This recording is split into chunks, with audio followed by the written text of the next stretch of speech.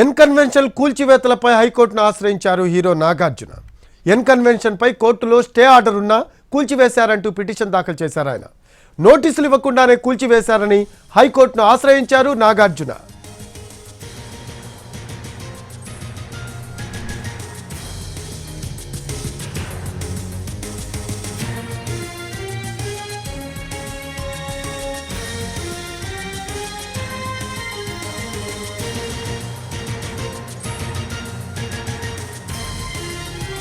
N convention కూల్చివేతపై Akkineni Nagarjuna స్పందించారు. Stay ఆర్డర్లు, court కేసులకు విరుద్ధంగా ఎన్ కన్వెన్షన్ను కూల్చివేయడం బాధాకరమంటూ సోషల్ మీడియా ఎక్స్లో పోస్ట్ చేశారు. తామేమీ చట్టాన్ని ఉల్లంఘించలేదన్నారు ఆయన. తమ ప్రతిష్టను కాపాడుకునేందుకు వాస్తవాలు తెలియజెప్పాలన్న ఉద్దేశంతోనే ఈ పోస్టు చేయాల్సి వచ్చిందన్నారు. ఎన్ కన్వెన్షన్ భూమి పట్టా భూమేనన్నారు నాగార్జున. ఒక్క అంగుళాన్ని కూడా ఆక్రమించి కట్టలేదన్నారు ఆయన. ప్రైవేటు స్థలంలోనే ఎన్ కన్వెన్షన్ను నిర్మించామన్నారు నాగార్జున. ఎన్ కన్వెన్షన్ కూల్చివేత కోసం గతంలో ఇచ్చిన నోటీస్పై కూడా కోర్టు స్టే ఇచ్చిందన్నారు.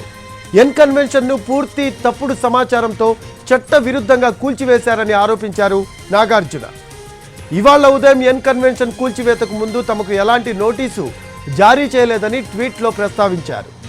కోర్టులో కేసు ఉందన్న నాగార్జున, ఒకవేళ కోర్టు తనకు వ్యతిరేకంగా తీర్పిస్తే ఎన్ కన్వెన్షన్ను తానే కూల్చివేయించి ఉండేవాడినన్నారు ఆయన. తాను చట్టాన్ని గౌరవించే పౌరుడినన్నారు అక్కినేని నాగార్జున.